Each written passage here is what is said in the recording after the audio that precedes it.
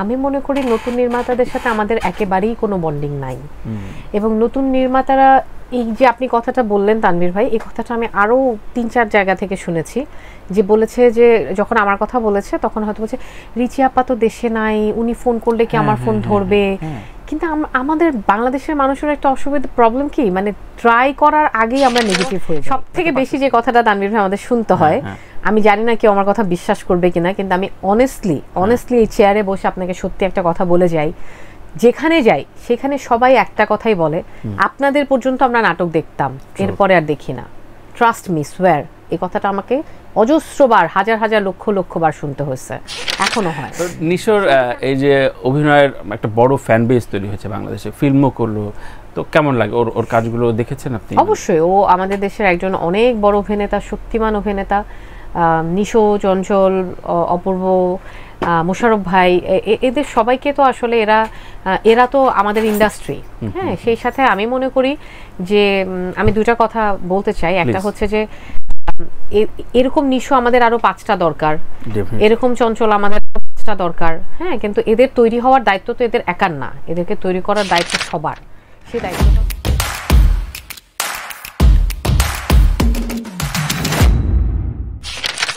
রিচি আপনার সম্পর্কে আসলে একই রকম, যে ফিরছেন, আবারও ফিরলেন, কাম ব্যাক করলেন, এগুলো একটু বিরক্তিই লাগে না?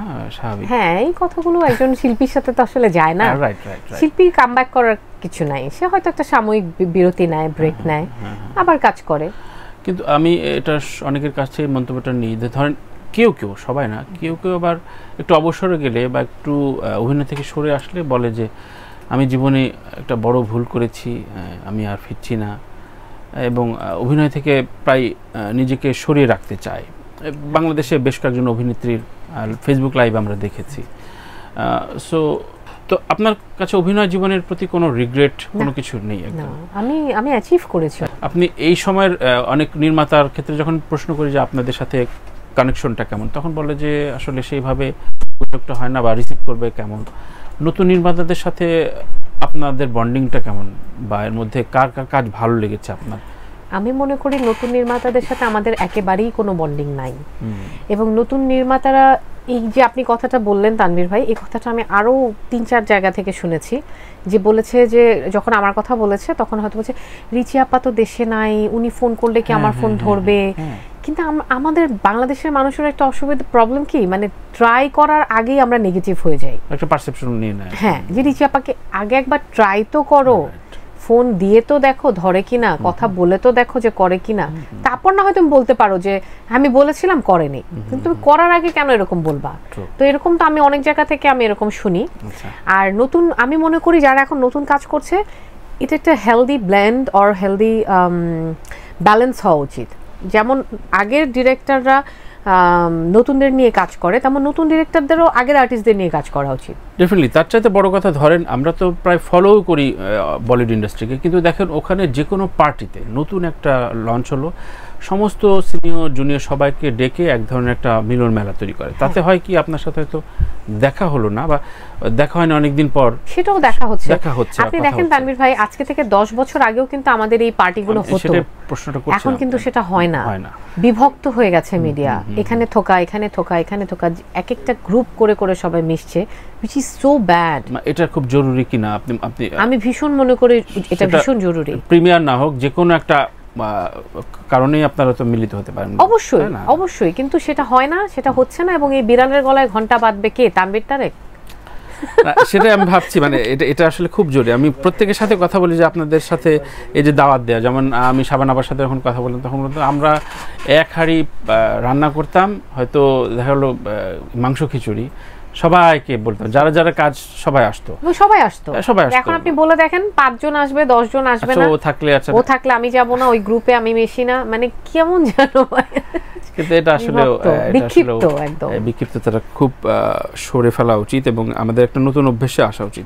নতুনদের ভিতরে এই সময়ের জেনারেশনে কার কাজ আপনার খুব মন কাড়ে?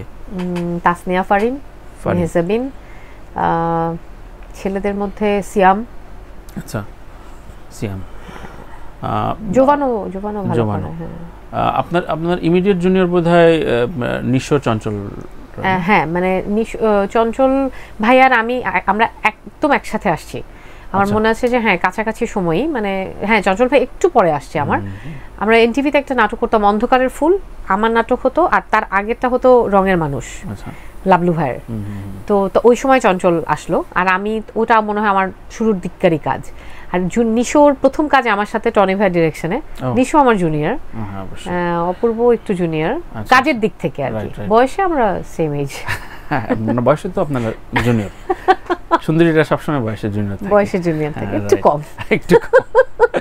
তো নিশোর এই যে অভিনয়ের একটা বড় ফ্যান বেস তৈরি হয়েছে বাংলাদেশে, ফিল্মও করলো, তো কেমন লাগে ওর কাজগুলো দেখেছেন আপনি? অবশ্যই, ও আমাদের দেশের একজন অনেক বড় অভিনেতা, শক্তিমান অভিনেতা। নিশো, চঞ্চল, অপূর্ব, মোশাররফ ভাই, এদের সবাইকে তো আসলে এরা তো আমাদের ইন্ডাস্ট্রি।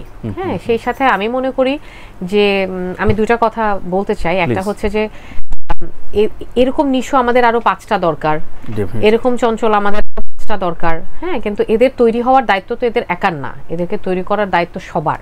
সেই দায়িত্বটাও সবাইকে নিতে হবে, এক। আর দুই হচ্ছে এই যে নিশো চঞ্চল তৈরি হচ্ছে, সেরকম করে ফিমেল আর্টিস্টদেরকেও একজন করে তৈরি করতে হবে। সেটা আমি বলছি না আমার কথা, কিন্তু মেয়েদেরকেও সেভাবে করে তৈরি করতে হবে। তখনই কিন্তু একটা শক্তিশালী ইন্ডাস্ট্রিতে পরিণত হবে আমাদের ইন্ডাস্ট্রি।